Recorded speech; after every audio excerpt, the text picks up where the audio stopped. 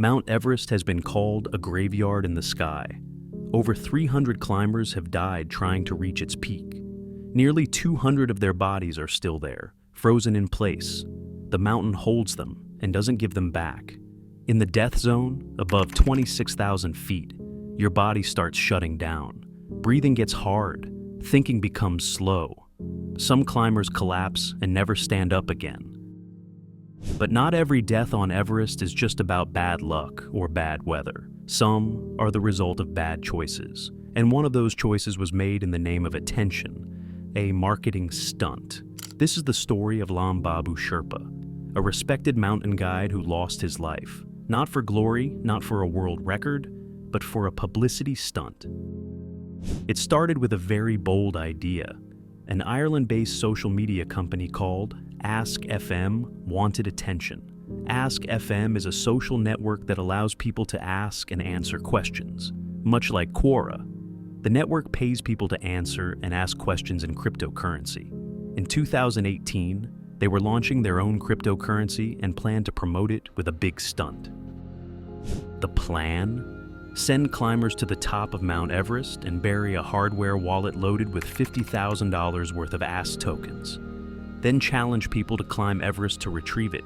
It wasn't about exploration, it was about headlines, and that's what they got. On May 14, 2018, Taras Pozny, Dmitry Semerenko, and Roman Gorodetsky, 3 Ukrainian men summited the mountain and started the expedition. They were supported by a crew of professional Sherpas, including Lam Babu Sherpa, a 45-year-old seasoned guide who had already summited Everest 3 times. He wasn't a tourist. He knew the risks better than anyone. He summited Everest 3 times and has a sense of Cho Oyu, Manaslu, and Annapurna, all 8,000-meter peaks. But this expedition was different than others. It was fast-paced, focused on the marketing stunt. The goal was simple: get up there, bury the wallet with cryptocurrency, take some photos to prove they did it, and get back down before the weather turned. They did it. They reached the summit. The crypto wallet was buried on the top of the world. Photos were taken to show the world they did it. The moment was captured. The stunt was a success. They just had to get back down. But Everest wasn't done. The team had little time to enjoy the view from the top of the world. The air was thin. Their bodies were weak. Storm clouds were building fast. They had to move. On the descent, things started to fall apart. The Sherpas, including Lam Babu, began to fall behind. The climbers pushed forward, trying to escape the incoming storm. Then they came across something unexpected. A Chinese climber, Simber Liu, stranded and barely alive. He was barely conscious and fighting for his life, exhausted, freezing, in trouble. They couldn't leave him there alone to die, so the team helped him down to Camp 4, a place just below the summit where climbers either rest before their final push or retreat from danger to take their final climb down. In the chaos, no one noticed Lam Babu Sherpa had gone missing. By the time they got to Camp 4, it hit them. Lam Babu wasn't there. He hadn't been seen for hours. The wind was howling, snow whipped through the air, the temperature was dropping fast. They waited at the camp. The next day, there was still no sign of Lam Babu. Later, it was believed that Lam Babu had suffered from snow blindness. It's a painful condition caused by sunlight reflecting off the snow, like staring at a giant mirror. It burns your eyes and can leave you disoriented, confused, even helpless. If Lam Babu was stumbling blind, disorientated, alone, high on Everest, he didn't stand a chance. On May 16th, 2 days after reaching the summit, a rescue helicopter arrived. The climbers were evacuated. They were treated at the hospital for frostbite and exhaustion.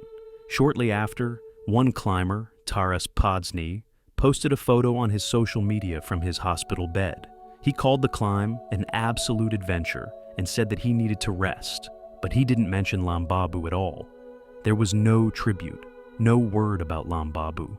No acknowledgement that one of the men who made their climb possible had vanished. Lam Babu wasn't part of the celebration. People started asking questions. Where was Lam Babu? Why didn't anyone help him? Why did no one stay behind?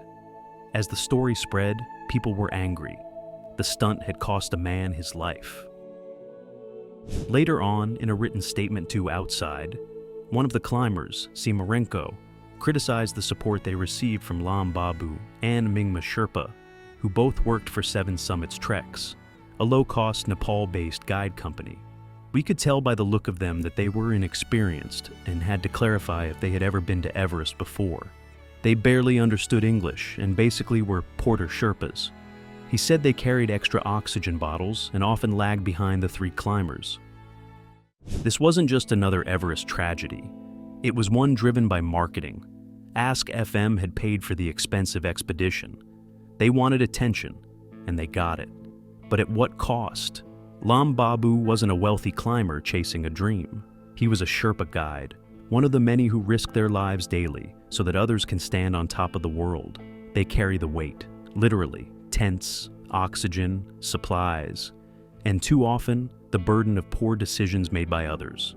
Sherpas face greater danger than almost anyone else on the mountain, yet they get little to zero credit, little pay, and almost no legal protection. And in this case, no justice.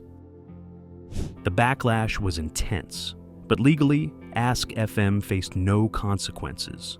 They released a short statement offering condolences to the family of Lam Babu, but distanced themselves from any responsibility. That was it. No investigation, no apology tour, no compensation to the family. The wallet with $50,000 in crypto, still up there, still buried at the top of Everest. Untouched, forgotten, just like Lam Babu. As days turned to weeks, Lam Babu's name slowly faded away from the headlines. The world moved on. The crypto stayed buried. Ask FM carried on. But for those who knew him, the loss was real. Lam Babu was more than a guide. He was a loving father, a great husband, a very respected member of his community. He gave his life for someone else's marketing plan. Everest claimed another victim, but this time, it wasn't a storm or an avalanche. It was a marketing stunt. This sad story is part of a way bigger problem. Everest has become a symbol of personal glory. People want to say they stood on top of the world, even if they don't fully understand what it really takes to get there. In 2019, just 1 year later, a traffic jam near the summit led to 11 deaths in a single season. Photos showed long lines of climbers waiting in freezing air, all trying to take their turn at the top. Too many people, too little space, too much ambition. Guides, especially Sherpas, are the ones keeping these climbers alive. But when something horribly goes wrong, it's often the Sherpas who pay the price. And yet, Everest keeps pulling people in every day. The highest point on Earth still calls out to people. It promises great adventure, fame, a once-in-a-lifetime achievement and personal triumph. But it comes with a cost. The mountain doesn't care who you are. It doesn't care why you came. Whether it's for passion, pride, or promotion, Everest treats everyone the same. Climbers will keep going. Some will make it, some won't. But maybe next time, before chasing views or marketing stunts, people will hopefully remember Lam Babu Sherpa and think twice before turning the world's deadliest mountain into a marketing campaign.